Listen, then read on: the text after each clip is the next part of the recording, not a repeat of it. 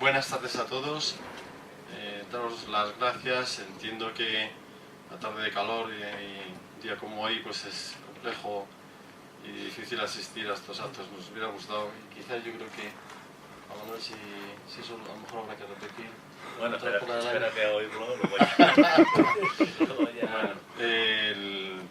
sabéis que la charla de hoy está en el contexto de unas jornadas previas a nuestra festividad, la patrona, la Virgen del Perpetuo Socorro. Son actividades culturales, también hacemos actividades deportivas y luego rematamos pues, con la misa, que va a ser el día 27 en la Iglesia del Cristo, del Corpus Christi. Después al día siguiente pues tendremos la cena de la patrona y que aprovechamos también para dar la bienvenida a los 1000. Son actos que en definitiva lo que intentan es que los médicos pues tengamos momentos de encuentro y que podamos charlar e intercambiar, conocernos y confraternizar. Yo hoy sí que tenía mucho interés en que se hiciera la charla con el título de hoy, porque Andrés Laguna para Segovia pues ha significado mucho, ha sido un emisario, un embajador y bueno, pues últimamente la verdad que yo creo que sí que se está hablando un poco más de él de lo que se hablaba hace unos años. Yo creo que la gente se está dando cuenta de la importancia que tenía además médico de Segovia. Entonces sí que os agradezco muchísimo que hayáis venido hoy aquí. Estoy seguro que después, como lo grabamos, pues habrá mucha más gente que lo pueda ver. Y tengo que agradecer a Pepe, José García Velázquez, que se ha preocupado en hacer una exposición, ha traído un montón de documentos de alto interés y yo te quiero dar las gracias personalmente, Pepe, porque además le he pedido otro favor y es que haga la presentación. Yo creo que Pepe nos va a hacer una presentación al nivel de ponente, así que Pepe, cuando quieras. Bueno, pues buenas tardes. Sí, efectivamente, lo primero una pequeña cosita, porque luego después Juan Manuel nos hablará de Laguna suficientemente, pero saber que realmente pues está de plena actualidad. De hecho, sabéis que a primeros de mes hubo una representación, Juanma, que a mí lo que más me dolió fue que hubiera sido en vuestra Academia de San Quirce en cuanto a la pequeñez, porque fue una pasada de bonita la presentación que hicieron los de Nau de Amores de la dramatización del discurso de Laguna sobre Europa, que así mismo se atormenta, y que lo hubieran representado, o sea, que lo hubieran grabado, igual que está grabando, se oiga, está grabado, y luego después te vamos a poder ver desde el internet. ¿Vale? No, lo de Nau de Amores está hoy actuando en Alcalá, invitado por el festival. Entonces, claro, es que la Universidad de Alcalá está apostando fuerte por Andrés Laguna y la Fundación Ligi también está apostando fuerte por Andrés Laguna. Entonces, bueno, pues tenemos la suerte de tener hoy con nosotros a Juan Manuel Moreno Yuste, que es licenciado en Filosofía por la Universidad de Granada y que, bueno, pues tiene diversos estudios hechos en ese sentido, entre otros, pues diploma de estudios avanzados, tiene un máster de Pensamiento Español y Iberoamericano en la Universidad Autónoma de Madrid. Aparte de su trabajo en el Instituto de Educación Secundaria en La Albuera, pues es miembro de la Asociación de Hispanismo Filosófico, de la Sociedad Española de Historia de las Ciencias y las Técnicas y, como decía, pues es academia electo de la Real Academia de Historia y Arte de San Quirce. Yo a Juan Manuel le conozco por temas a nivel particular, pero sobre todo tuvimos bastante contacto cuando en el año 1999 hicimos el 5º centenario de Andrés Laguna. Sabéis que el alma de todo aquello y de la Asociación Andrés Laguna era José Ángel Gómez de Caso. Entonces, entre las cosas que hubo, y yo creo que de las que tuvieron más relieve, fue un congreso internacional y estuvieron con nosotros organizándolo pues tanto Juanma Moreno como Juan Luis García Ocade. Y entonces pues tuvimos mucha parte de las cosas, la mayor parte de las cosas que hay de la exposición provienen de este 5º centenario de Andrés Laguna que celebramos en aquel momento. Ha colaborado como en algunos capítulos de algunos libros, tiene, hay un libro de Ciencias Naturales y el Colegio de Artillería de Segovia, colabora en varios libros, pero sobre todo quiero resaltar el último, por aquello de que, bueno, pues por una parte es el último y está ahí recientito. Ya nos dirá Juanma cómo se puede conseguir, y que se presentó tan reciente como que se presentó el día 15 de junio en la Diputación, un libro que yo estoy deseando pues ojearle y verle. Se llama Paseos por la historia de la ciencia en Segovia. Sabéis que este año se cumple el 225 aniversario del primer discurso de Luis Prus en Segovia, y con motivo de eso pues se han hecho varios actos, y hay una colección que es Segovia al Paso, y dentro de esa colección pues está este libro, que está escrito también por Juanma Moreno Yuste y por Juan Luis García Ocade, y que se titula eso, Paseos por la historia de la ciencia en Segovia, que desde la época de Alfonso X el Sabio hasta la actualidad, bueno, algunos médicos contemporáneos pues hacen un repaso de este tema en Segovia.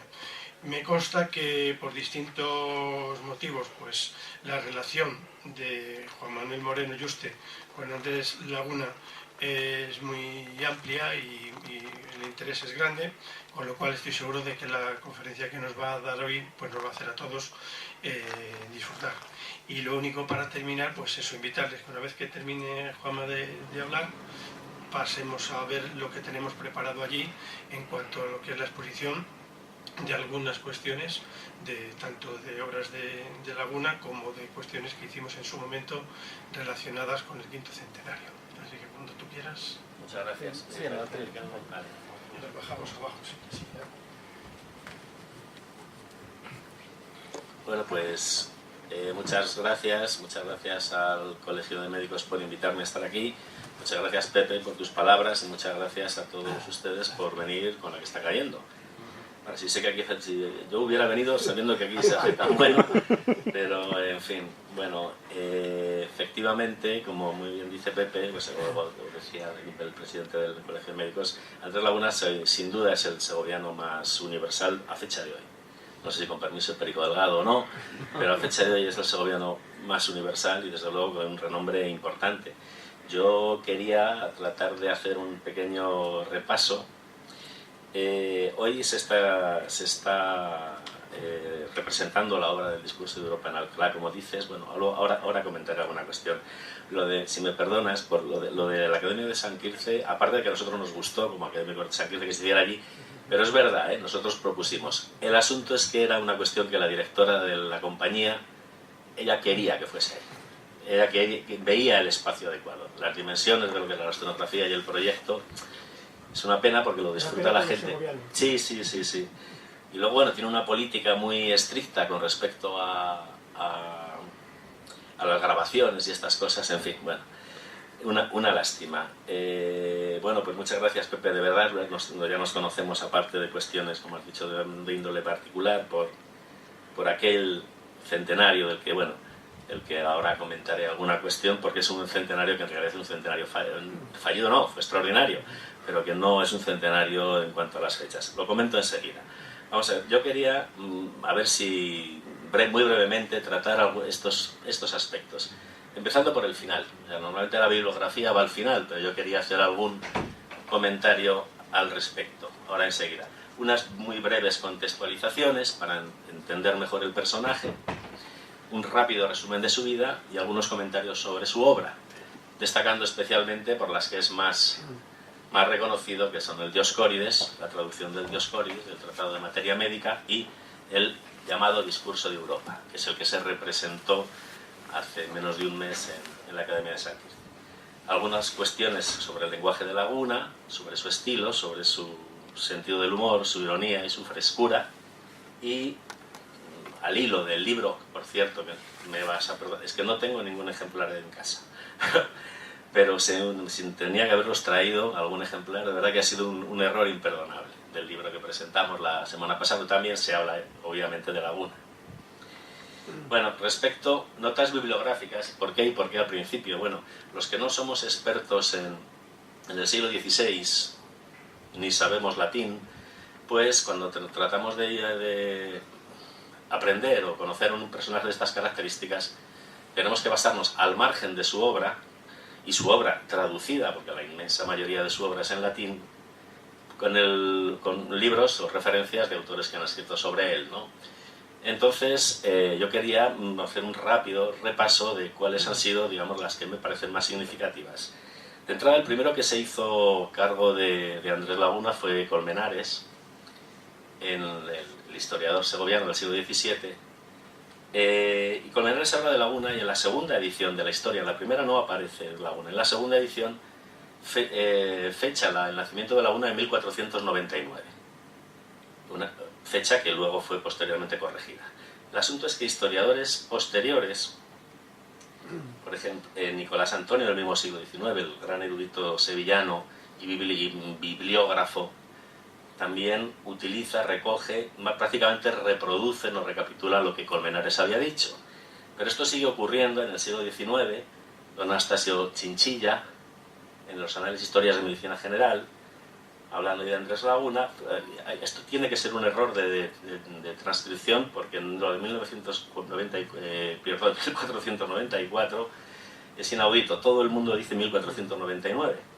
Por ejemplo, también en la Historia de la Medicina de Hernández de Morejón, 1499, en fin, hacen unas distintas variaciones, pero en el fondo está aquí Diego de Colmenares, ¿no?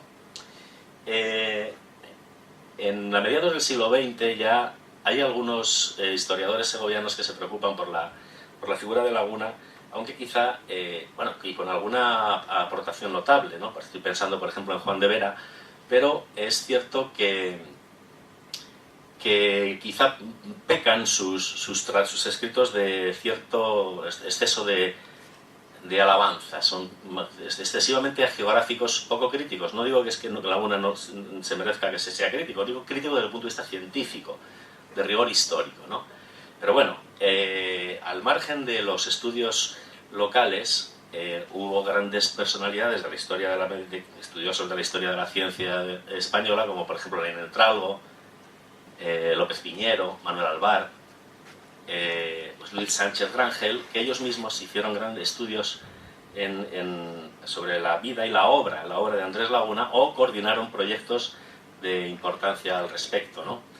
Entre otros, es el gran médico segoviano Teófilo Hernando, que tiene una vida y obra de Andrés Laguna que sigue siendo una obra de referencia, sobre todo sobre los aspectos biográficos de Laguna.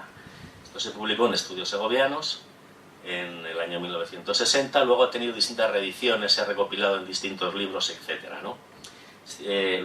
Teófilo Hernando estudió también el Dioscórides, el libro de materia médica, de farmacología, diríamos hoy, de Laguna, aunque él mismo reconoce que le faltaba haber estudiado toda la gran obra médica en latín de Laguna. El Dioscórides está escrito en castellano, el 90% de la obra de Laguna está escrita en latín. Ahora diremos algo al respecto.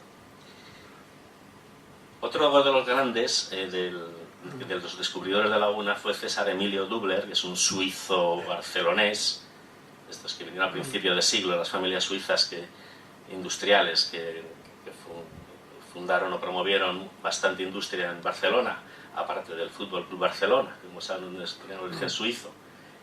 Y él era un arabista espectacular, fue formado en Zúrich, y un gran estudioso del Dioscórides, en concreto de Laguna. De Dubler hay que decir dos cosas. Una, que se equivocó a la hora de situar a Laguna entre las familias hidalgas, y esto tiene más importancia de lo que parece, porque Laguna era descendiente de judío converso. Él no estuvo atento y se quedó investigando en el archivo de Simancas y no encontró, y supuso, bueno, por un pequeño error de archivo, que Laguna venía de familias nobles, que no era así. El otro es que no le hace caso a uno de los pilares del pensamiento de Laguna, que es importante, es fundamental tenerlo en cuenta, que es el influjo del erasmismo, de la figura de Erasmo de Róterdam. Luego también volveré sobre ello, ¿no? Pero el gran descubridor de Laguna para el mundo contemporáneo tuvo que ser un francés, Marcel Bataillon, que en los años 30 en Francia, en España las ediciones vinieron después, ya sabemos todos nuestros acontecimientos históricos, escribió e investigó esta obra que es deliciosa, Erasmo y España. Batallón, entre otras, y luego otras muchas más. Está el Erasmo y España, creo que es de 1937, la primera edición francesa, cuando Batallón viene a investigar y viene a Segovia a investigar archivos buscando datos sobre Laguna. Es el que descubre que Laguna no pudo haber nacido en 1499 porque en el archivo de los nuevos cristianos, o sea, de judíos conversos, de la familia de Laguna solo figuran en 1510, no sé si era en noviembre incluso, esto no estoy muy seguro, en 1510, ahí solo figura los padres de Laguna y la hermana mayor. Él no está registrado, pues él no ha nacido. Con lo cual, lo más lógico es que en Laguna naciera a finales de 1510 o en 1511. Que es la fecha que hoy en día todo el mundo más o menos da por sentada, ¿no? Pero bueno, al margen de esto, Batallón fue el que investigó muy bien, desde el punto de vista especialmente literario, las virtudes de Laguna y su vinculación con el movimiento erasmista que en la primera mitad del siglo XVI invadía. Era como dice Manjarrés, que era para hacer aquí otro de los grandes que sabe esto, había una especie de erasmismo ambiental, ¿no? Bueno, España en la primera mitad del siglo XVI es erasmista, y esto está en toda la novela picaresca, está bastante en el Quijote, está en los primeros asesores del propio emperador Carlos V, todo esto hasta la Contrarreforma, que todo cambió bastante drásticamente, ¿no?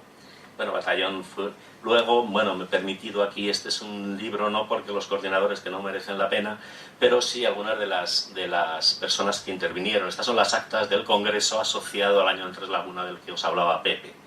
Lo hicimos en 1999, aprovechando ese virtual quinto centenario del nacimiento de Laguna, a una sabiendas de que no era así.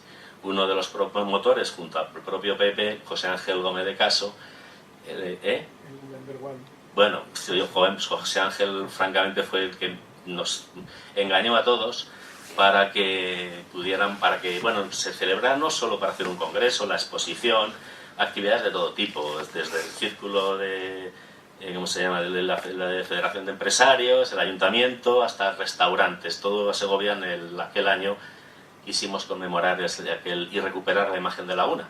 Es cierto que en aquella época no tiene un momento dulce como tiene ahora, porque ahora hay muchos acontecimientos que afortunadamente parece que lo quieren recuperar. Bueno, hay muchísimas tesis doctorales de aspectos parciales de Laguna, porque Laguna es un pensador polifacético, es un hombre del Renacimiento, y tan polifacético es su pensamiento como los estudios sobre él. Hay tesis doctorales respecto de aspectos puntuales del Dioscórides, sobre su estilo literario, sobre infinidad de cosas, ¿no? Resumiendo, yo quiero traer a colación a Miguel Ángel González Manjarrés, que es uno de los que estuvo también con nosotros en el Congreso del 99, junto a otras grandes figuras, Josep Pérez, Juan Riera, el propio Grangel. No pudo venir por motivos de salud, pero sí escribió, etc. Y González Manjarrés es altamente recomendable. Este libro es una joya. Andrés Laguna y el humanismo médico es francamente erudito, muy consistente y muy documentado, pero también muy bien escrito, González Manjarrés es un profesor de filología latina en la Universidad de Valladolid, que se ha especializado sobre todo en el humanismo médico en general del Renacimiento, ¿no? Bueno, estos son 3 de sus muchos libros. Y por citar uno de los últimos que ha salido, precisamente también lo comentaba Pepe, la Fundación Lili, que ha acogido con enorme entusiasmo la figura de Laguna. Sabrán ustedes que cada año realizan una lección magistral, no sé si van por el 5º o 6º año ya, donde viene una figura internacional de la ciencia, da una charla en Alcalá de Henares y le han puesto el nombre de lección magistral a Andrés Laguna. La Fundación Lili, al margen de esta iniciativa, ha querido que en Segovia hagamos una especie de contrapunto, no sé si más modesto, por lo menos diferente, y que tenga una vis más cultural.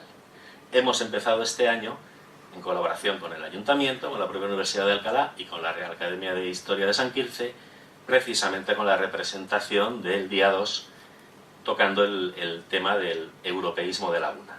Queremos que esto tenga continuidad en el futuro, ya se firmó un convenio en este sentido, de tal manera que cada año algo hagamos acerca de algunos de los múltiples aspectos de la figura de Laguna.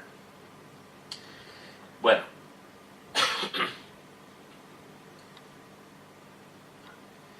algunas contextualizaciones, muy brevemente, que no quiero enrollarme demasiado.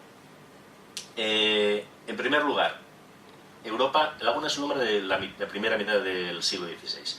Nace en 1510-11, muere en 1559. Es primera mitad del siglo XVI. Europa, en aquel momento, es una Europa que está... bueno, no voy a contarles a ustedes la historia porque no hace falta, pero sí que decirles que es una Europa que está... Muchos conflictos internos, en la guerra franco-española, sobre todo la reforma protestante que pone en tela de juicio la monarquía o el sueño de la gran monarquía católica a la que aspiraba Carlos V, la amenaza de los turcos siempre presente, del gran imperio turco, y para colmo las numerosas pestes y epidemias que se van sucediendo por el momento. Es un momento conflictivo, es un momento delicado, es un momento donde se está jugando qué va a ser la modernidad. Sabemos que la batalla la ganaron los protestantes. Estoy con Marx, digo la batalla en el sentido del mundo posterior, fue un mundo fundado en un capitalismo económico que es fruto o que está amparado por una ética protestante, tal como nos recordó magistralmente Max Weber en su día. Está amparado por una ética que es protestante, no es católica. El catolicismo es mucho más familiar, social, que lo que era el protestantismo, que en gran medida, si es cierta la tesis de Weber, surgió para amparar el nuevo movimiento protestante. Pero claro, en aquel momento no se sabía que el mundo hoy iba a ser, o el mundo 2 siglos después, iba a estar dominado por un individualismo económico más acorde a una ética amparada en el protestantismo, y se estaban dilucidando estas cuestiones, ¿no? Esto, bueno, me gustaría comentarlo para ahora encajar aquí a nuestro personaje. También es cierto la situación de los judíos. La situación de los judíos en las monarquías católicas era muy peligrosa. E incluso los descendientes de los judíos conversos, como es el caso de Laguna, eran incómodas, ¿vale? Ahora comentaremos algo más. No tardo tanto. Bueno, con respecto al Renacimiento no les voy a descubrir a ustedes nada nuevo, ¿no? Pero estamos hablando de una época que lo que sí que me interesa resaltar es que el Renacimiento, este periodo que tiene un carácter jánico, es decir, un carácter tiene como dos caras, una mirando hacia el pasado, buscando las purezas de la civilización greco-romana que se fue desvirtuando cuando la civilización romana pasa al campo, es decir, toda la Edad Media, la civilización de civitas, civitatis, ciudad. Los renacentistas volvieron a tratar de recuperarla, el viejo sueño de los filósofos griegos, de que el hombre tiene que vivir en ciudades, no solo en sociedades, sino en ciudades. Pues el mundo medieval se lo llevó al traste. Quizá por eso tanta quietud, buena o mala, durante 1000 años, de un mundo rural. El Renacimiento quiere volver atrás, quiere engancharse allí donde se dejó la cultura, ¿no? Pero a la vez quiere mirar hacia adelante. Ellos son conscientes, ellos mismos se ponen el nombre de renacentistas, porque a veces en la historia una etapa histórica se ha puesto su nombre a ellos mismos, ¿no? Porque ellos pensaban que tenían que renacer esa cultura siempre mirando al futuro, en un futuro que luego se convertirá, un par de siglos después, en un futuro de idea de progreso, progresismo y todas estas cuestiones. Pero bueno, esto me interesa ¿por qué? Porque si tenemos que volver la vista atrás, esto es lo que precisamente caracteriza a los humanistas del Renacimiento. Este carácter de dos caras, al pasado y al futuro. Los humanistas del Renacimiento lo que pretenden es ir al mundo grecorromano, libre de adherencias medievales, ir a los textos.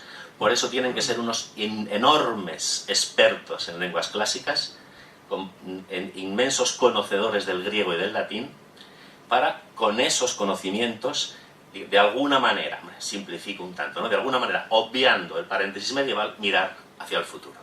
En todos los ámbitos, ¿eh? Me da igual que sea ir a Vitruvio, ir a Platón, ir a Dioscórides, a Cornelio Celso, al que sea. Utilizarlos de cara al aprovechamiento contemporáneo. ¿De acuerdo? Con respecto al humanismo médico, por ir cerrando el círculo de la mitad del siglo XVI, bueno, sintetizando, hay dos bandos, siempre hay dos bandos. Por una parte, en finales del XV había una polémica entre los quirúrgicos, es decir, hablando del mundo de la medicina, entre los quirúrgicos, es decir, que normalmente eran barberos, que no sabían latín, y que pues realizaban las operaciones desde amputaciones, cura de heridas, fracturas, etcétera, pero sin necesidad de una autoridad o una teoría médica que la amparase. Aquí empieza a surgir, había empezado antes en Italia, ¿no? Empieza a surgir la polémica de, bueno, hay que saber antes de ponerse a hacer estas cosas. Para ser un cirujano, previamente habrá que tener conocimientos en materia médica, bueno, en asuntos médicos, ¿no? Aquí hay una pequeña polémica, Laguna evidentemente se sitúa en este segundo bando. También hay otra polémica más erudita entre aquellos que tratan de buscar el conocimiento médico en los antiguos griegos y romanos, quienes escogen más la tradición latina y que generalmente siguen las interpretaciones medievales que habían venido sobre todo de la mano del árabe Avicena. Saben ustedes la importancia de los árabes para la cultura europea, la gran cultura árabe, ¿no?, medieval, para la posterior cultura europea nuestra. Entonces, Avicena era el personaje fundamental. Algunos, pese a ser, estamos ya en el siglo XVI, de alguna manera quieren mantener esa tradición. Siguen las visiones de argumentos de autoridad, del saber de oído y no de visu, que permanecían como en un cofre en las grandes tribunas de la sabiduría medieval, a través sobre todo de los conocimientos de Avicena. Estos latinistas frente a los más helenistas, los que querían ir todavía más a la pureza, es decir, los que querían ir antes de los romanos, los que preferían el griego al latín para desde ahí partir y obviar de una forma más tajante el mundo medieval. Entre estos últimos también podemos ubicar a Andrés Laguna. Bueno, la vida de Laguna, brevemente. Ya he dicho que no nace en Esto es un ejemplo de una de las muchas cosas que se hizo en el famoso... ¿La tienes ahí? No, tengo la presentación que hicieron. Vale. Esto es un ejemplo de cómo se utilizó la fecha de cómo lo utilizamos todos, ¿eh? Y si ustedes van a ver las esculturas que hay por Segovia de Andrés Laguna y muchas otras cosas, van a ver siempre 1499. Parece que nos gusta la fecha de Colmenares, aunque sepamos que no es la correcta. Mientras lo sepamos tampoco pasa nada, ¿no? Bueno, nace en 1510 en la casa de Andrés Laguna, hoy también llamada de Oran Senior. Luego, si eso al final le hago un comentario sobre la casa. Su infancia transcurre ahí con las enseñanzas de su padre, que era un médico judío converso. Sus andanzas... Voy a leerles uno en Segovia estuvo poco, realmente Andrés Laguna vino siempre, vino y quiso morir aquí, pero él estuvo poco, entre otras razones precisamente por su condición de judío converso, que no lo tenía fácil, de hijo de judío converso no lo tenía fácil.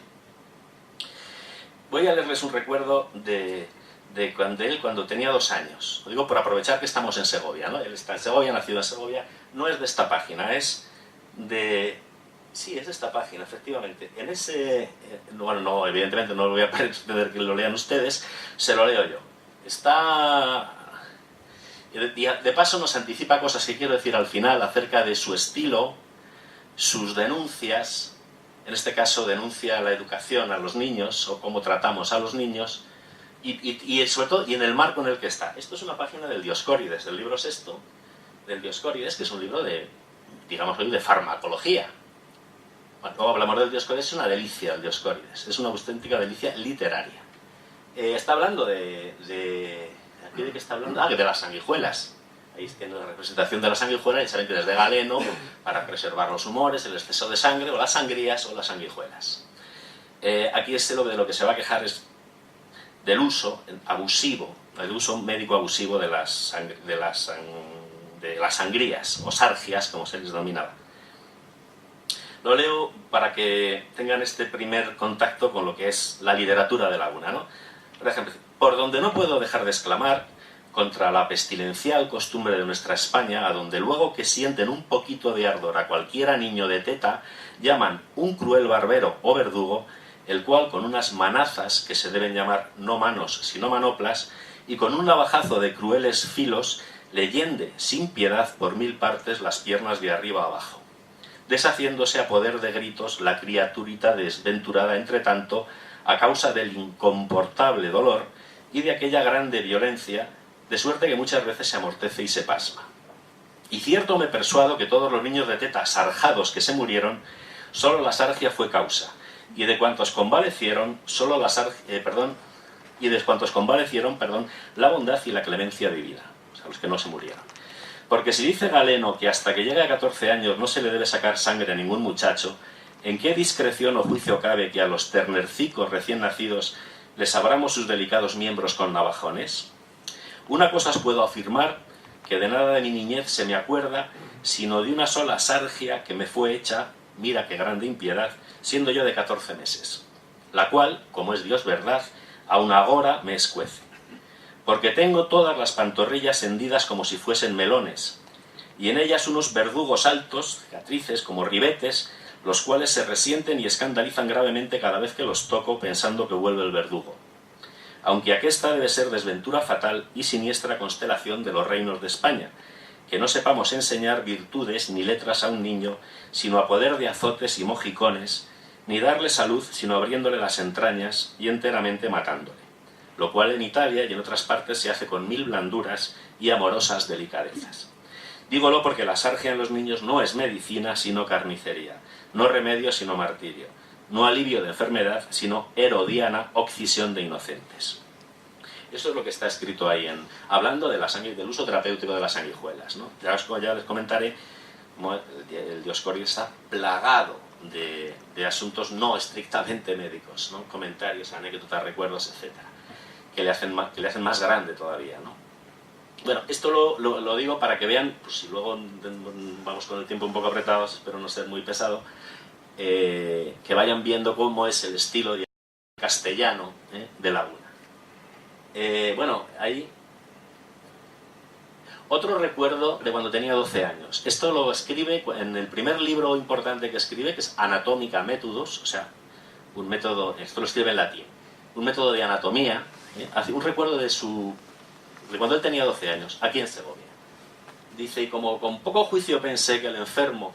perdón, es que tenía que verlo, no lo he querido poner entero. El contexto, nos está contando que él acompaña a su padre, médico, a visitar a un enfermo. Entran en una habitación a oscuras y él ve una bolsa de dinero. Él cree que todos ven tan poco como él, porque sin embargo los demás ya estaban acostumbrados a la luz, ¿no? Entonces él lo que llega, cuando ve la bolsa de dinero, va a echarle mano, tiene 12 años. Nos lo cuenta él mismo, en un libro de anatomía. Ahora sí, dice, y como con poco juicio pensé que el enfermo y todos los demás que allí estaban tenían los ojos cegados, como los míos, y era falso, pues llevaban allí largo rato y se habían acomodado la oscuridad, me acerqué un poquito y me puse a tocar la bolsa con mis manos. Pero el enfermo, a quien la afección no le había privado de hablar, me dijo, ¿qué haces tú con mi bolsa? ¿No es suficiente que me sangréis con las boticas, que también me la quieres liquidar con tus manos? Yo enrojecí y me quedé pasmado, y desde entonces empecé a filosofar con tesón sobre la luz y las tinieblas. Punto de ironía. Este suceso verdadero me ocurrió cuando... Ay, perdón, he tocado mal. Me ocurrió cuando tenía 12 años.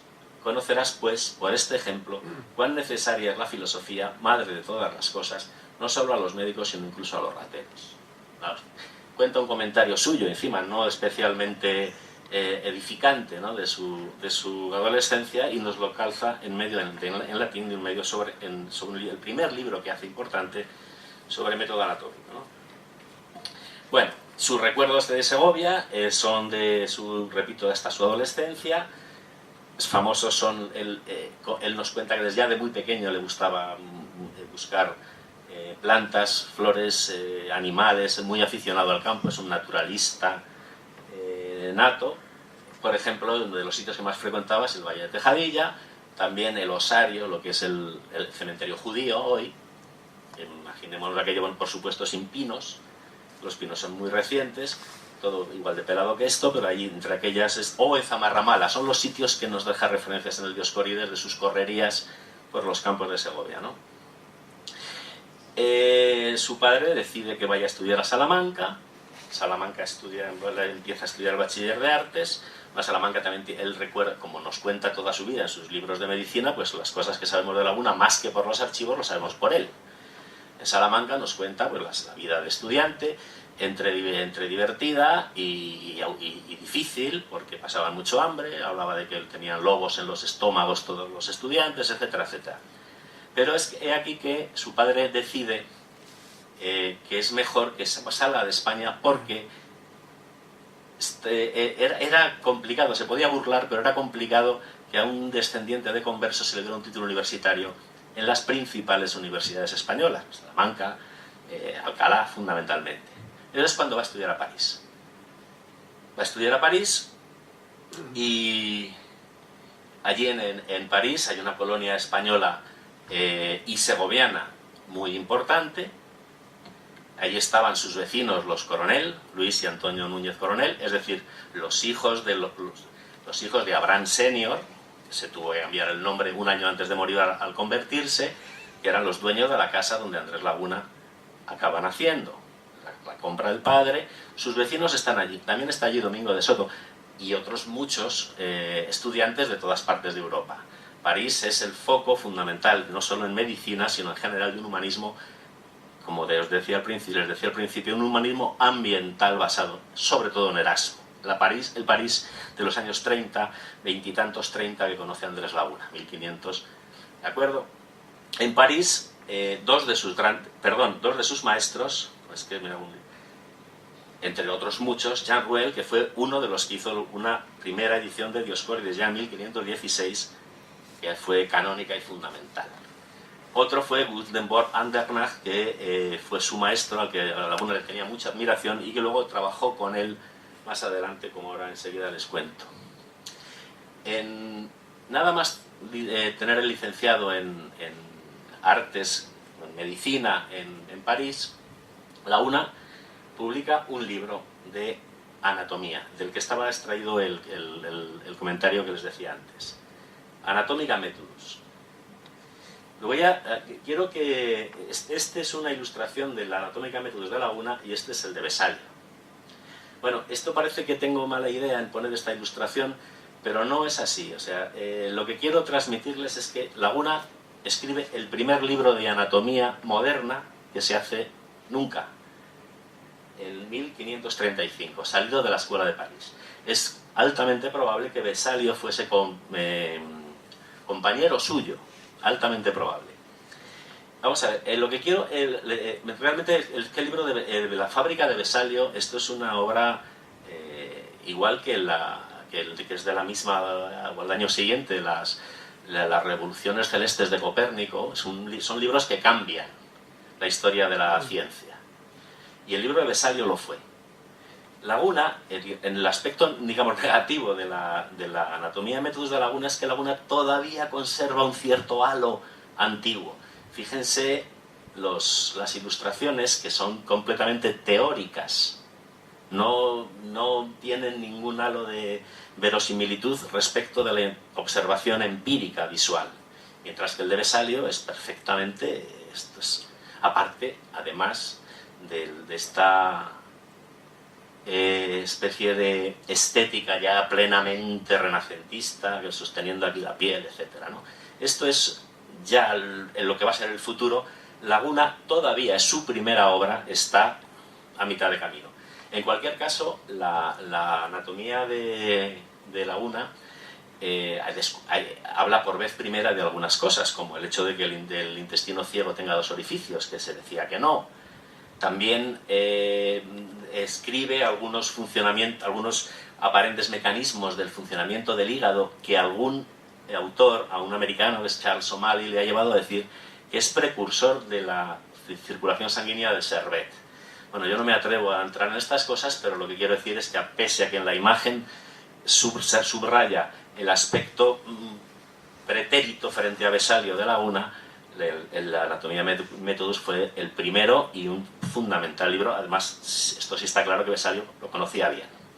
Bueno, estos son puntos, esto está extraído de un panel que acaban también, como ahora estamos en el momento dulce de Laguna, les decía, que está en la casa de Andrés Laguna, donde tiene el Ayuntamiento Cultura, en una colección de paneles que han puesto pues para que tanto el segoviano como el turista conozca un poco el personaje, ¿no? Los paneles explicativos, y han colocado este mapa. Bueno, debajo tienen las ciudades que nos hacen falta, que es digamos, los trayectos de Laguna, los sitios importantes de la vida de Laguna, ¿no? Segovia, Salamanca, Toledo, bueno, en fin. Estamos en París, ¿no? De París, Laguna, en el año 38, 1538, hace un viaje a Lisboa. Un viaje a Lisboa que nadie sabe ni por qué ni para qué. Es una absoluta incógnita. Igual que cuando se va a Londres.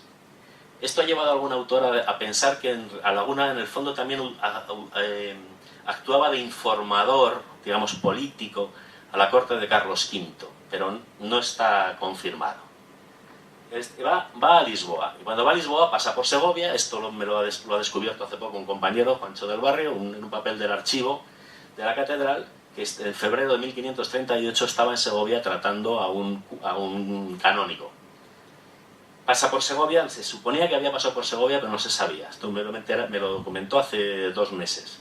Luego va a Alcalá, donde le da una serie de clases, según algunos le dan una cátedra, pero tuvo que ser muy poco tiempo, y le llaman para asistir con otro grupo de médicos a la emperatriz Isabel, la mujer de Carlos V, a Toledo, donde no pueden infructuosamente, no pueden hacer nada, y se muere en mayo de 1539. Después hace este extraño viaje a Londres, donde él sí que cuenta que estuvo en Londres, pero lo que cuenta es lo que le gustaron los palacios de Enrique VIII y las peleas de fieras que hacían allí, sobre todo las de gallos, y no sabemos apenas más, no sabemos a qué fue a Londres. Después ya desembarca en la ciudad fronteriza de Metz, donde Metz, bueno, este mapa, evidentemente las fronteras son actuales, esto no tiene nada que ver con lo que era entonces, Metz, donde le nombran médico municipal de Metz, que era un sitio conflictivo porque era un sitio donde había mucho protestante, mucho católico, y además ahí estuvo desde 1540 a 1545, y además asolado por 2 tandas de peste importantes. Lo cierto es, aquí es donde coincide con Andernach, el que había sido su maestro, que viene aquí a ver si pueden tratar de hacerse con la peste. La peste Laguna la trata con éxito. La trata con éxito, bueno, no según ya solo según él. Él sí nos cuenta que utilizaba un método basado en el camaleón blanco, que es una especie de cardo, que en su casa a nadie le pasó nada, nunca ninguna de las pestes, exceptuando a un pajecillo, alguien del servicio, que no la quiso tomar porque no le sabía como un torrezno. Eso es lo que dice literalmente, y ese fue el que se murió, los demás se salvaron de la peste. De Metz pide un permiso en el año 42, finales del 42, para irse a Colonia. Colonia es una ciudad... Bueno, ya lo cuento, ya esto es la catedral de Metz. Colonia era una ciudad entonces bastante más confortable para un planteamiento católico. Había menos conflictos religiosos que los que había en Metz. Él pide un permiso para ir con la intención de publicar algunas obras, que luego veremos alguna, por lo menos el nombre, y para hacer lo que es otra de las cosas que conocemos universalmente de Laguna, que es para la escenificación de su discurso de Europa. Eso lo hace en Colonia, luego volveremos sobre él, lo hace en Colonia el 22 de enero de 1543. Escribió un discurso donde apela a la paz entre europeos y a la construcción de una Europa cultural unida. Él mismo es el que hace de actor, y esto es lo que recrearon la compañía Nao de Amores hace unas semanas en la Academia de San Quirce, a los que nos referíamos. Más o menos debía ser algo así, ¿no? Todo muy fúnebre, muy negro.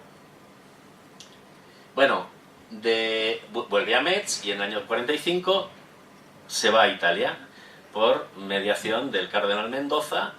Entra ya con todas las puertas abiertas en la en el ámbito romano, en la corte del Papa. Sabemos que fue médico de cámara del Papa Julio III, había estado ya con el Papa Pablo III, pero con el Papa Julio III le nombran médico de cámara.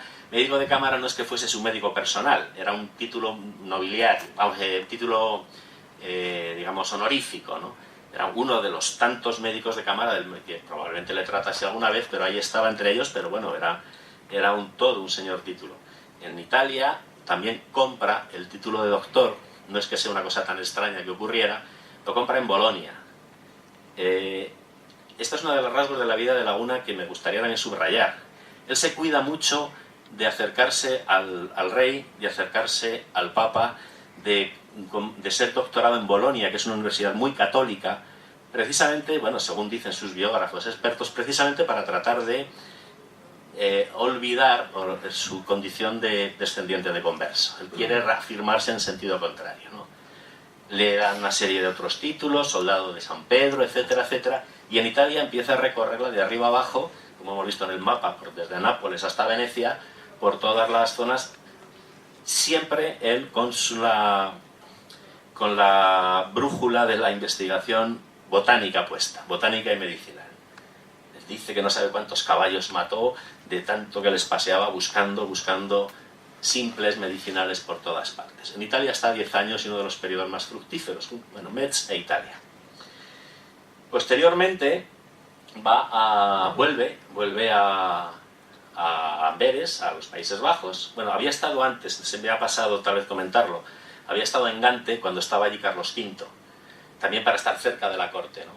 Ahora, ya saben ustedes que hasta Felipe II no había capital de España, y la capital era donde estaba la corte, era la corte, ¿no? Esto es todavía, evidentemente, es un rastro, es un medieval, ¿no? Donde está el rey es la corte, es la capital, ¿no?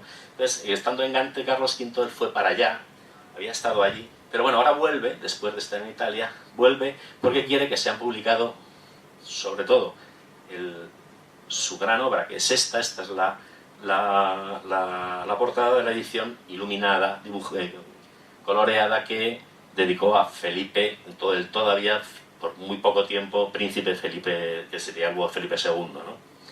Y de Amberes vuelve a España, está en Segovia, y cuando van a recibir a Isabel de Valois, se va con la comitiva que iba a recibir en Roncesvalles Isabel de Valois, porque iba a contraer matrimonio con Felipe II. Él está en esa comitiva y de paso por Guadalajara, ahí fallece lo que según Juan de Vera por un cáncer de recto, por documentos que encontró, ¿no? El caso es que muere en Guadalajara, sus restos son transportados al sepulcro que él previamente había preparado para la familia en la capilla en la iglesia de San Miguel de Segovia, y ahí es enterrado hasta que en 1869, porque todavía no termina sus viajes, una vez muerto, sus restos son enviados a lo que iba a ser el Panteón de Hombres Ilustres en Madrid, que estamos hablando de 3 siglos después, que había previsto el gobierno del Sexenio Democrático para hacer un panteón con los grandes de España. Y entonces sus restos se les llevan para allá.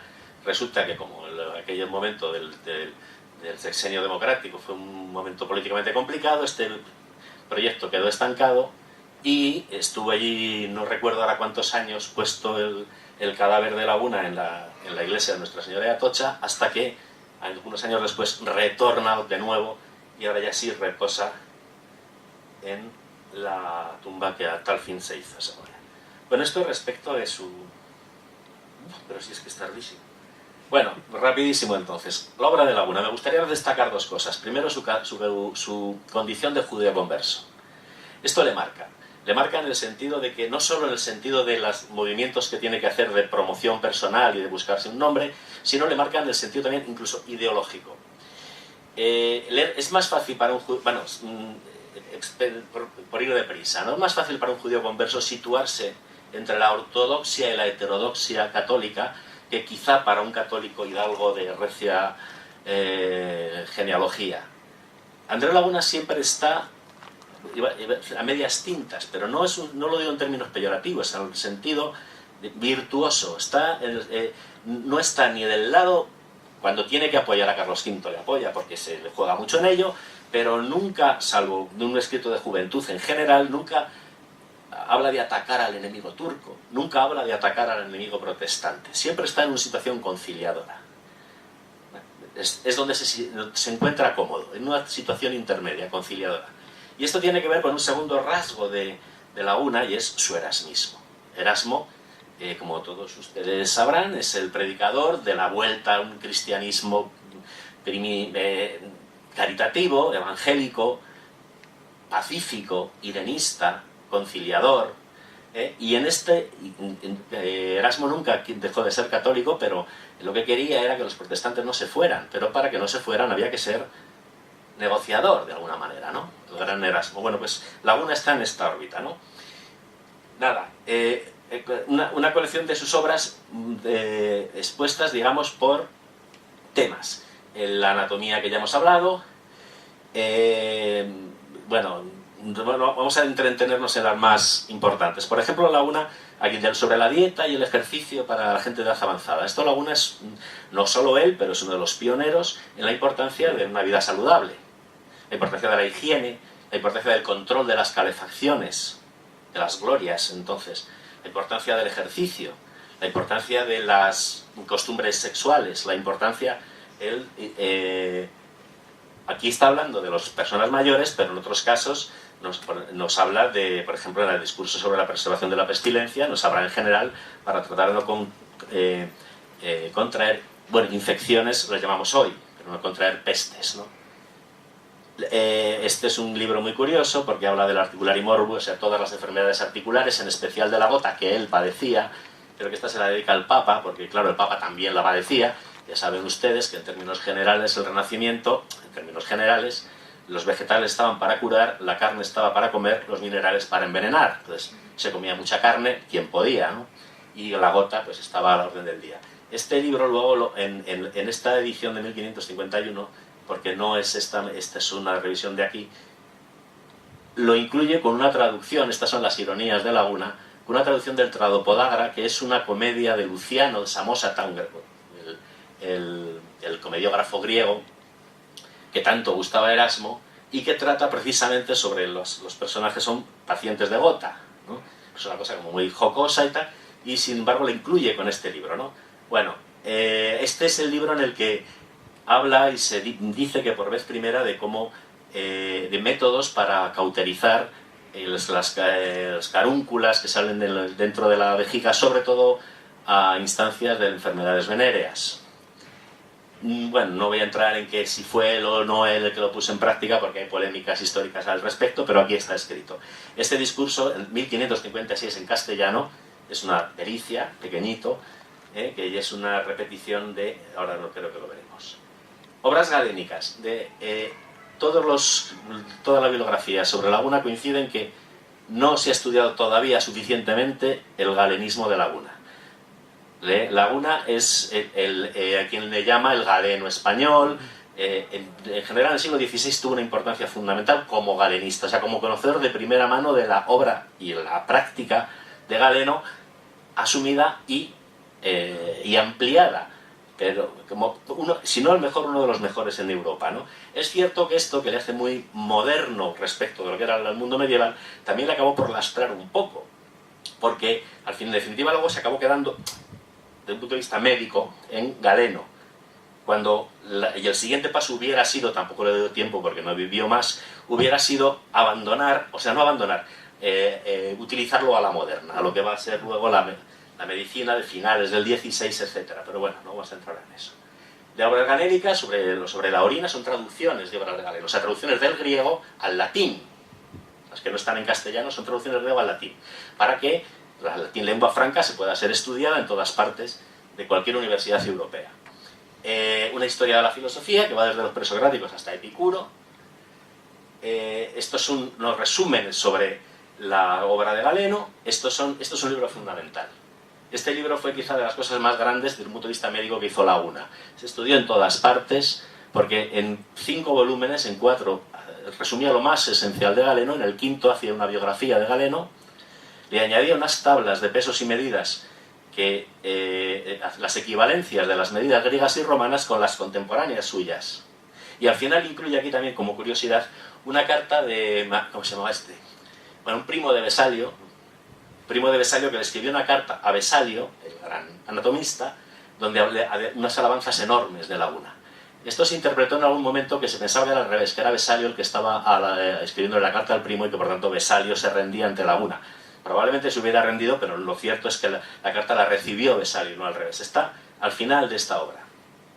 Bueno, estos son libros muy humanistas, son anotaciones sobre las interpretaciones que se han hecho de Galeno, estos para especialistas de la época, para sus colegas, igual que este otro, ¿no? Que son sobre los resúmenes de los comentarios de Galeno sobre la obra de Hipócrates. Es una pena, no podemos hablar de esto. Luego hay unas obras que no son aristotélicas, que algunas veces se atribuyeron a Aristóteles. En época de Laguna ya se sabía que no eran aristotélicas, pero podían haberlo sido. Laguna pensaba que De Mundo sí, que aquí es un poco simple, pero que él pensaba que era una obra que Aristóteles había facilitado para su alumno Alejandro Magno, ¿no? Son obras que el resto de la obra aristotélica griega ya estaba muy traducida y muy bien traducida, la obra de verdad de Aristóteles al latín. Entonces Laguna aprovechó, fíjese que son de fechas muy distintas, y fíjese los sitios de los que hemos estado pasando donde las publica. Aprovechó para publicar las menos conocidas.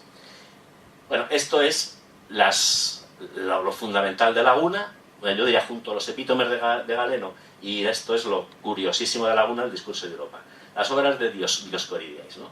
Estas son anotaciones que hace sobre el Dioscórides era un médico griego del siglo I, y las anotaciones que hace a la versión de Dioscórides de Jean de la Ruelle, que hemos hablado antes del de 1516.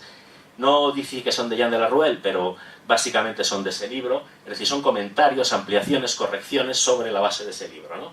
Esta es la traducción al castellano del libro de Dioscórides, esta es la gran obra de lo que le ha hecho famoso universalmente a Laguna, y esto es una obra que escribió porque Llano Cornario es otro traductor del Dioscórides, de los muchos que hay, ahora lo van a ver de un vistazo, y Laguna le acusaba de plagiarle y de haberle quitado cosas, ilustraciones, etc. Y entonces tienen un rifirrafe tremendo. La verdad es que se insultaba con dureza. Laguna le escribe, le habla borracho, etcétera, etcétera, pero contra toda tranquilidad.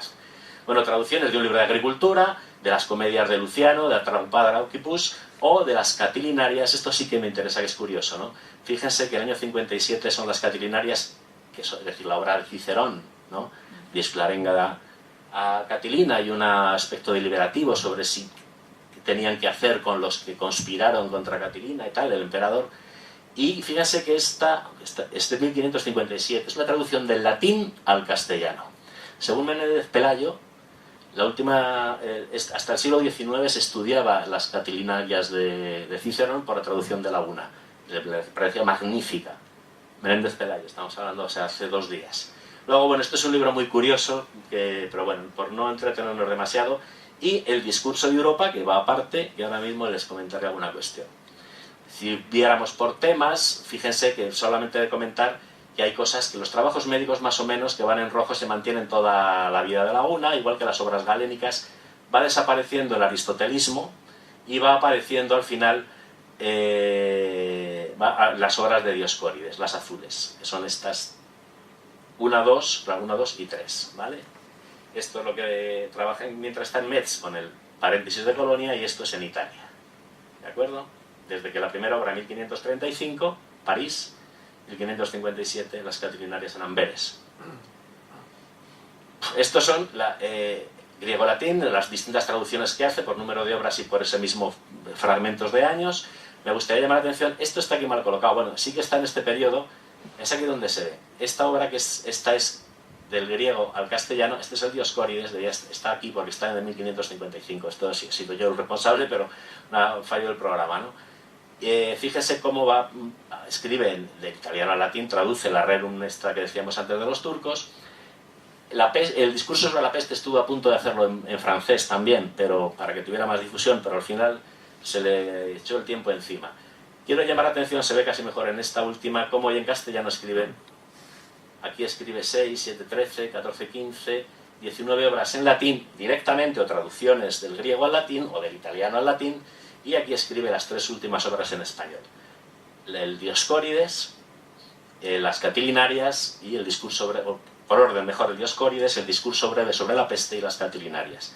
Bueno, esto coincide, para tampoco enrollarnos demasiado, con la lógica de la lengua vernácula, como hacia mediados del siglo XVI es cuando empieza el nacionalismo, la razón de Estado frente a la monarquía universal latina, a hacerse ver. Esto tenía sus pros y sus contras, pero esto nos llevaría muy lejos, ¿no? Bueno, pero Laguna es un hombre de su tiempo y en este sentido escribe en latín, bueno, escribe en latín, perdón, hasta que a mediados de siglo, pues ya, digamos, este sentimiento de nacionalista, él lo dice para que los españoles... Había otra cuestión añadida, es que los médicos en España no sabían latín, porque además había, por cierta ignorancia y por cierto orgullo también, éramos el imperio, ¿eh? Los ingleses, muchos americanos no saben otra lengua que la suya. No digo que sea quizá no es una comparación muy acertada, pero un poco puede haber ahí el estilo. Entonces los médicos decían, ¿para qué? Nosotros tenemos a los cirujanos y si no en castellano. Hay una polémica mucho más compleja de lo que les estoy contando, pero bueno, un poco para hacerme entender.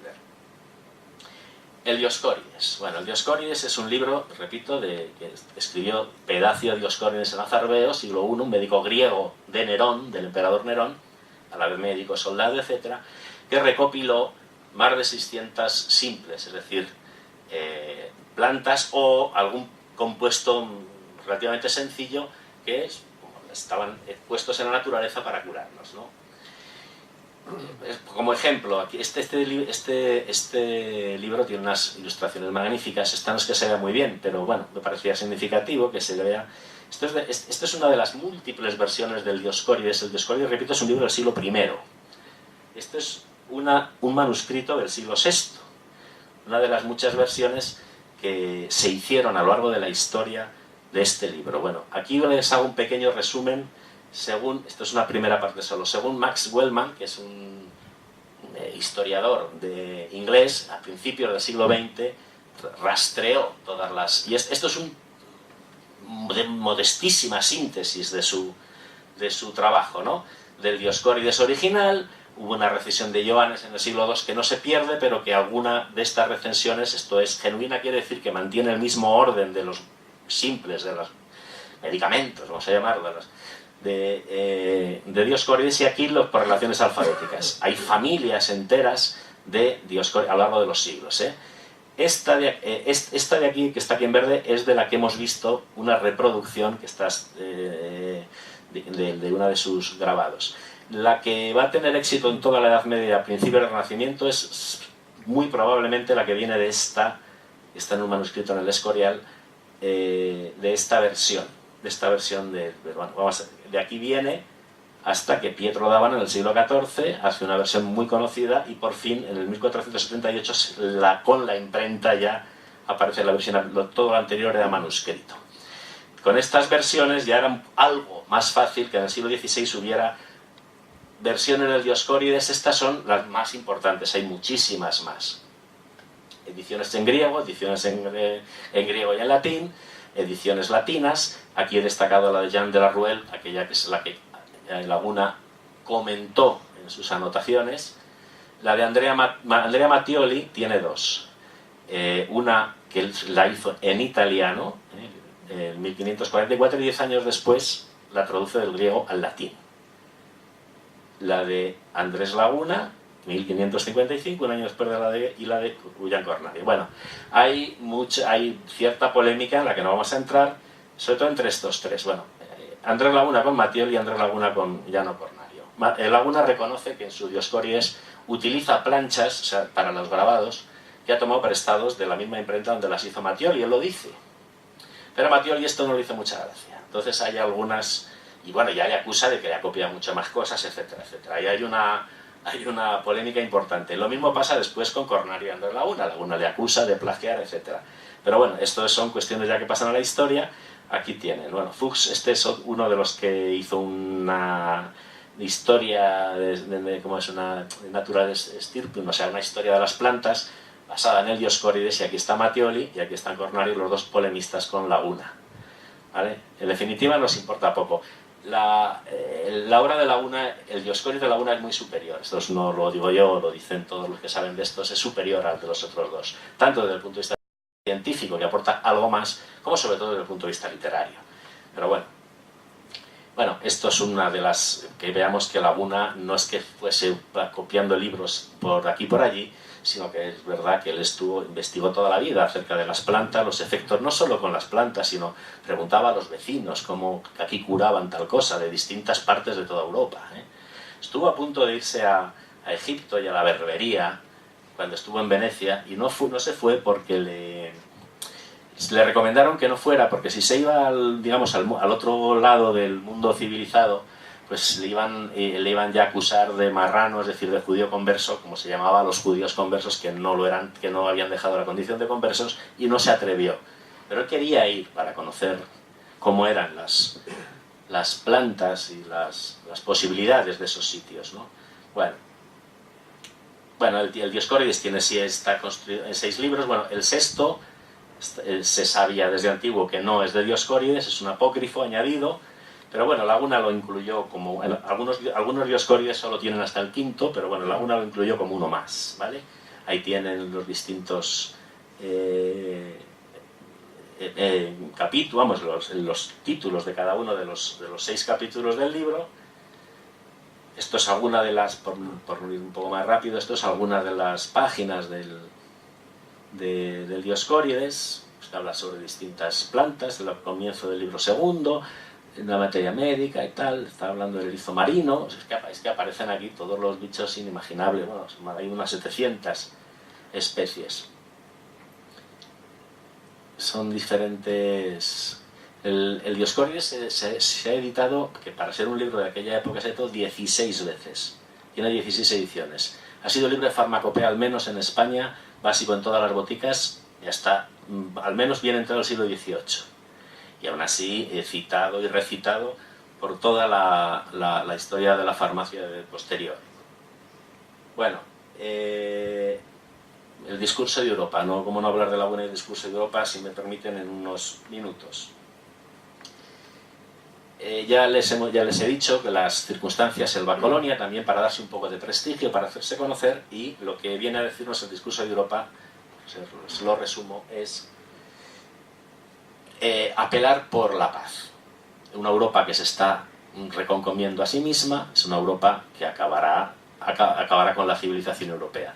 Lo que más interesa quizá del discurso de Europa es que es la primera vez en la historia, esto lo dicen mucha gente, especialmente Josep Pérez, el gran historiador francés, cierto es que de la Escuela de Hispanistas Franceses de Batallón, es la primera vez que aparece en la historia el concepto de Europa como una unidad cultural. Hasta entonces Europa era una unidad geográfica o una unidad religiosa. Para Laguna, como para Erasmo también, para Laguna la política y la religión llevan a las guerras, la cultura no. Este punto de equilibrio intermedio, la cultura no.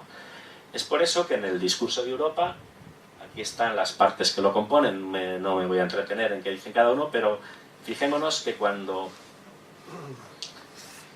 el discurso irenista, o sea, pacifista, apela a la unidad de Europa, porque Europa aparece primero, bueno, hay una dedicatoria, porque ya se había convertido al protestantismo y le trata de ver si le engancha y vuelve al catolicismo, no lo consigue, el arzobispo de Colonia, hay un poema del prior de los carmelitas de Colonia, el prefacio de Laguna y el exhorto, donde bueno, hablan de esta situación lamentable de Europa que se está torturando a sí mismo, pegándose entre hermanos, cristianos contra Cristo, dice. Hay un primer parlamento y aparece Europa. Europa es una viejecita que hacía él mismo la escenificación de esta viejecita, que está, dice que es como amamantando lobos, destrozada, utiliza muchos, por una parte, analogías y simbolismos médicos, por otra parte utiliza mucha erudición, porque también, como les he dicho, también trataba de desplegar, de hacerse conocer. Estamos en 1543, todavía no era una persona muy conocida y quería epatar un poco a la vez, o sea, no de paso, pero una enorme erudición, basada sobre todo en libros clásicos, en la Biblia, libros clásicos en la Biblia y en Erasmo. Bueno, Europa, la viejecita que sale destrozada por sus propios hijos y sus propios nietos, dice Laguna que se la encontró en una biblioteca. Es un símbolo fundamental. Europa estaba escondida en una biblioteca. Es ahí donde hay que recuperar Europa. Si no se recupera desde ahí, no va a tener sentido. Bueno, otra curiosidad. Utiliza en los salmos que utiliza aquí de la Biblia la traducción de Juan Campen, que se le achacaba cierta tendencia hacia el protestantismo. Ya les he dicho esta tibieza, siempre estar en el término medio de Laguna. Utiliza unas traducciones que estaban no muy bien vistas por los católicos, por eso termina pidiendo disculpas por esta traducción. Bueno, sobre el lenguaje de Laguna yo les quería leer algunos textos, pero no quiero abusar de su tiempo. Y vamos a, por ejemplo, sobre el sentido del humor, el lenguaje de Laguna, dice Antonio Gamoneda, que no entiende por qué Laguna está en la historia de la ciencia y no está en la historia de la literatura, ya que es una de las mejores plumas del siglo XVI. Vean ustedes presente que en el siglo XVI es que la lengua castellana escrita es cuando se está construyendo, la escrita. No digo que no haya cosas, pero es cuando se está fabricando. De hecho, Laguna incorpora, hay palabras del castellano que las incorpora Laguna en el Dioscórides, que las propone él como traducción de términos griegos o romanos. Por ejemplo, hacer o fermentar. Y otros muchos que son menos conocidos o son más técnicos, ¿no? Pero bueno, al margen de estos hallazgos filológicos, Laguna tiene un lenguaje, una literatura fresca, irónica, un sentido del humor. Tiene algo que le hace especial, ¿no? O sea, le hace que yo creo con Gamoneda, dice que incluso cuando habla en términos muy médicos, dice es poesía.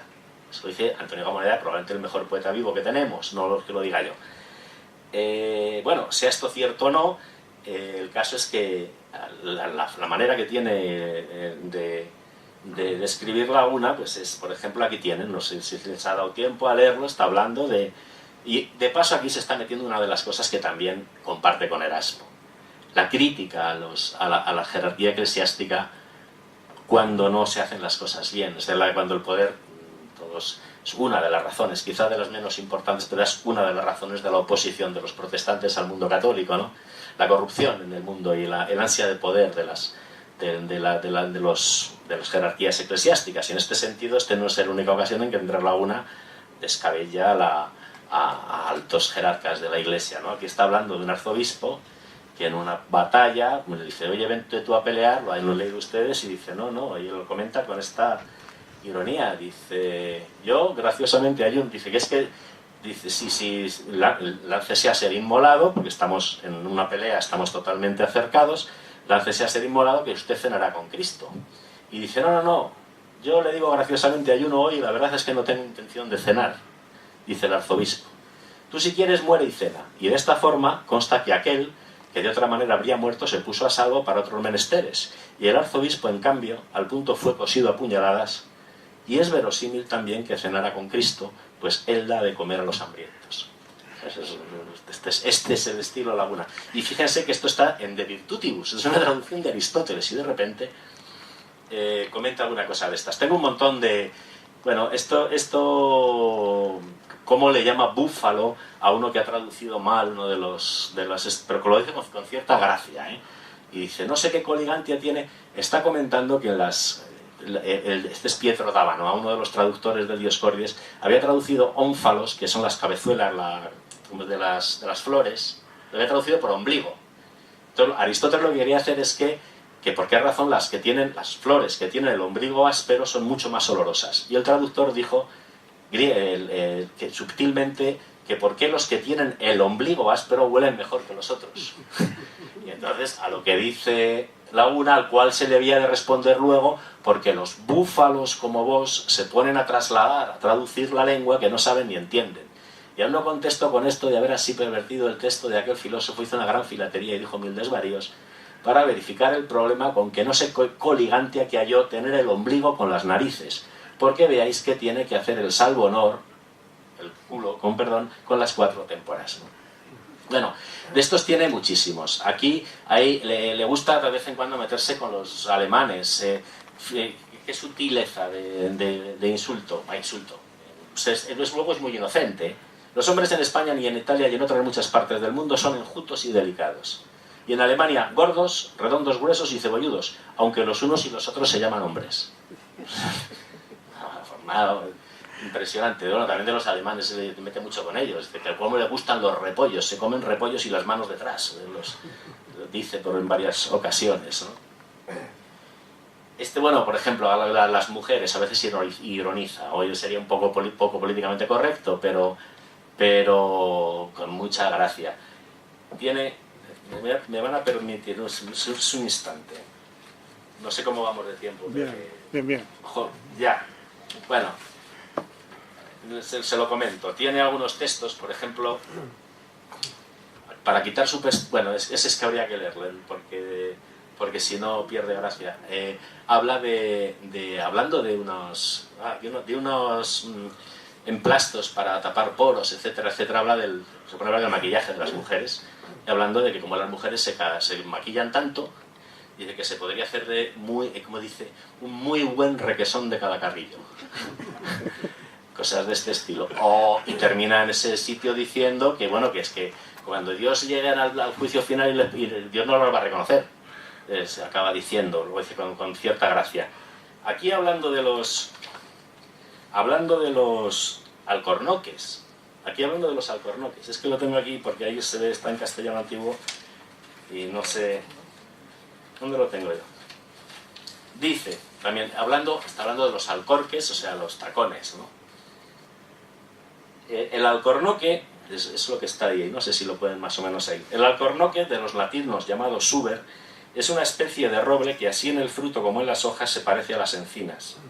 Empero no es tan poblado de ramos y tiene la corteza sin comparación más gruesa, de la cual hacen aquellos andamios que en Castilla suelen llamarse alcorques, para cubrir la bajuela disposición que por suerte cupo a las hembras y engañar a ciertos desventurados que pensando llevar mujeres a casa llevan desaforados corchos, con los cuales se sostengan y no se vayan al hondo en los muy peligrosos golfos y naufragios del matrimonio. Este tipo de cosas son muy... son muy habituales en la UNA. Aparte de la presencia de sitios físicos en la UNA, está su casa de nacimiento y su tumba. Y los parajes, que la geología no lo ha cambiado nada.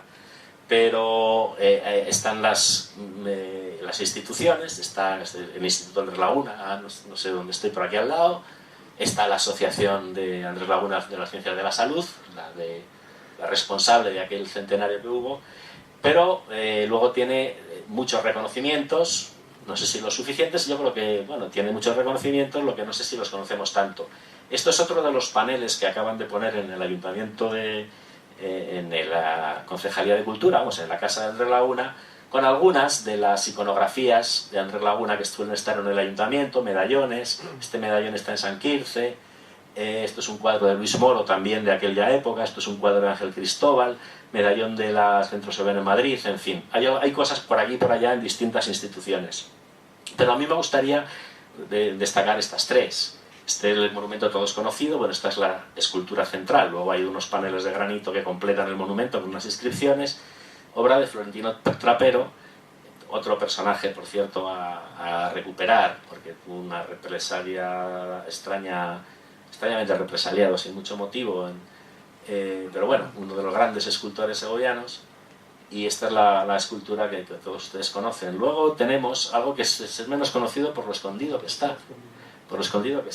Este en realidad es un monumento doble, pero no se puede ni entrar en la foto.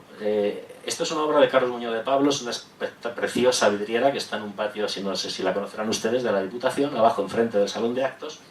Y aquí a la derecha está el patio donde está la escultura que van a ver ustedes a continuación.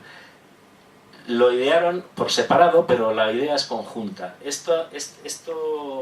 Carlos Muñoz de Pablos aquí lo que pretendía era simbolizar este personaje que está ofreciendo Laurel a Andrés Laguna, que le está esperando en el patio en una escultura, porque los dos además eran muy amigos, los dos autores, Carlos Muñoz de Pablos y el tristemente fallecido José María García Moro.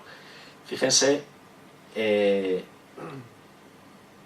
detalle, no se aprecia aquí muy bien, esto es una maravilla, la verdad, bueno, por lo menos yo es que le quiero mucho, pero a lo mejor, pero me parece una maravilla, ¿no? Bueno, está ofreciendo estos laureles a, digamos que si le vemos de perfil, a 1499 de nuevo, a la escultura que hizo José María García Moro de Andrés Laguna, me parece preciosa. Hay más cosas, está lo de Ángel Cristóbal, etcétera, pero quería que solamente esto como una muestra. Patio de la casa de Andrés Laguna, aquí nace, aquí vive, aquí sí que estuvo él, aunque es cierto que la casa ha cambiado mucho, probablemente de su época ahora lo más parecido sea el patio. Esta casa la compra Abraham Senior un año antes de morir, 1492, cuando se convierte al judaísmo. La dividen en 3 partes y una de ellas la compra Diego Fernández de Laguna, padre de Andrés Laguna. Aquí pasa sus primeros días, o sus primeros años, perdón. Y su tumba, que la quiso hacer él a su medida. En el suelo, que no se ve aquí en el suelo, está su hermana, sus 2 hermanas, uno de sus hermanos, el otro no sabemos dónde está, uno de sus cuñados y sus padres. No parece. La tumba estrictamente de Laguna está aquí. Aquí hay unas... Esto es una especie de nicho en la pared, ¿no? Aquí hay unas alabanzas tanto del padre como del hijo, del padre Diego Fernández de Laguna y el hijo, y aquí el epitafio, que también yo creo que resume un poco la forma de ser de Laguna. Es un epitafio pues bastante renacentista. Dicen que si se inspiró de un florentino que estaba enterrado en Roma, algo parecido. Bastante renacentista, también entre lo religioso y lo profano, entre lo fúnebre y lo divertido, no lo sé. Como me lo sé, esto sí que se lo puedo traducir por si no lo sabe. Bueno, tiene aquí unos salmos en griego, que están extraídos de los salmos, un peregrino de Santiago, simbólicamente una nave que cruza los mares, y su epitafio que dice lo siguiente: he llegado a puerto, adiós esperanza y fortuna, no tengo nada con vosotras, jugad ahora con otros. Y por último, también muy curioso, esta es la firma suya. Es peculiar, bueno, no es tan extraño para el Renacimiento. Bueno, aquí está depurada de los manchones de la tinta, pero es así, estrictamente así. Es una firma entre, no sé, inocente, no sé, alternativa, no lo sé. Esta es la firma del doctor Laguna. Y con esto ya no les quiero aburrir más. Muchas gracias por su paciencia.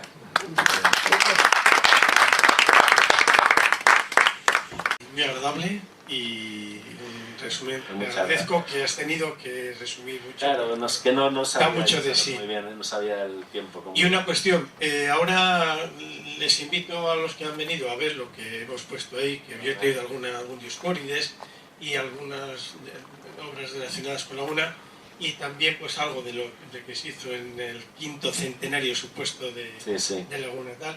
Y entonces tengo ahí un libro que no sé cómo estará, tú seguramente estarás más a la corriente, del viaje de Turquía. De hecho, el ejemplar que yo tengo pone Cristóbal Villalón, pero luego he leído muchísimas veces que se le atribuye más bien a Laguna que no a Cristóbal Villalón.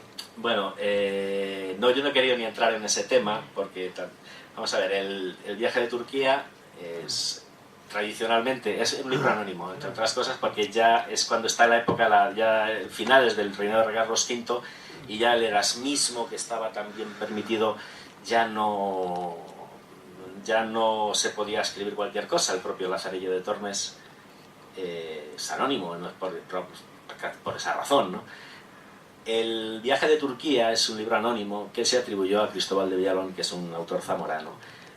Hasta que Marcel Batallón, el gran descubridor contemporáneo de Laguna, está convencido de que era de Laguna. Y durante el tiempo también se le quiso seguir. Pero ahora hay quien lo niega y quien no lo niega. Es una polémica que está abierta. Yo personalmente, vamos a ver, el viaje de Turquía, hay las razones... Pero es que, claro, mi opinión no cuenta mucho frente a todos estos grandes filólogos, ¿no? Pero lo que ellos dicen y lo que a mí me da a entender, yo creo que no es de Laguna, por la sencilla razón de que no tiene la elegancia, no está mal escrito, pero no tiene la elegancia, el sentido del humor es un poquito más, tirando, no sé, a chabacar, un poquito, ¿no? No es tan elegante como suele ser Laguna en general. Es cierto que hay coincidencias, es un libro muy erasmista, es un libro donde habla de que los turcos son iguales que nosotros, en lo bueno y en lo malo, es un libro donde el que habla sabe mucho de medicina, O sea, hay ciertas pistas. Batallón defiende esta especie de este castellano más rupestre del viaje de Turquía, porque dice que Laguna tenía muchos registros y que sabía escribir de muchas maneras. Hoy en día yo creo que la polémica está en que nadie se atreve. Hay un tercer candidato, que ahora no me voy a acordar del nombre, está Cristóbal de Villalón, Andrés Laguna, ya ha surgido un tercer candidato que ahora no me acuerdo del nombre, me van a perdonar. Pero la polémica no está cerrada, no se sabe. Yo he querido evitarlo porque no se sabe y es cierto que estos argumentos a mí me llevan a pensar que no, demasiado suficiente lo que ha hecho Laguna. Pero vamos, era esto lo que me quería decir. Sí.